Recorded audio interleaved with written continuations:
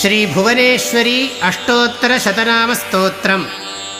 ईश्वर उवाच महासम्मोहिनी देवी सुन्दरी भुवनेश्वरी एकाक्षरी एकमन्त्री एकाकी लोकनायिका एकरूपा महारूपा स्थूलसूक्ष्मशरीरिणी बीजरूपा महाशक्तिः संग्रामे जयवर्धिनी महारतिर्महाशक्तिः योगिनी पापनाशिनी अष्टसिद्धिः कलारूपा वैष्णवी भद्रकालिका भक्तिप्रिया महादेवी हरिब्रह्मादिरूपिणी शिवरूपी विष्णुरूपी कालरूपी सुखासिनी पुराणी पुण्यरूपा च पार्वती पुण्यवर्धिनी रुद्राणी पार्वतीन्द्राणी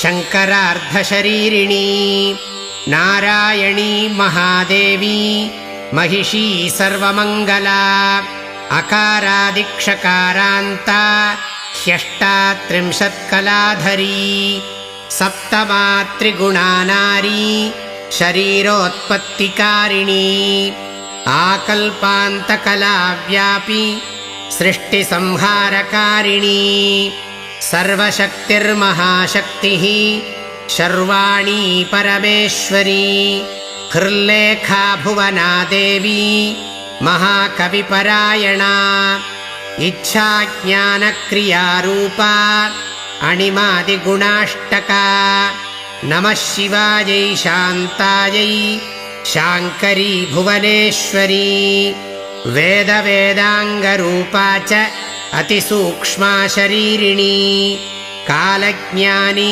शिवज्ञानी शैवधर्मपरायणा कालान्तरी कालरूपी संज्ञाना प्राणधारिणी खड्गश्रेष्ठा च खड्वाङ्गी त्रिशूलवरधारिणी अरूपा बहुरूपा च नायिका लोकवश्यगा अभया लोकरक्षा च पिनाकी नागधारिणी वज्रशक्तिर्महाशक्तिः पाशतोमरधारिणी अष्टादशभुजा देवी हृल्लेखा भुवना तथा खड्गधारी महारूपा सोमसूर्याग्निमध्यगा एवं शताष्टकं नाम स्तोत्रं रमणभाषितं सर्वपापप्रशमनं सर्वारिष्टनिवारणं सर्वशत्रुक्षयकरं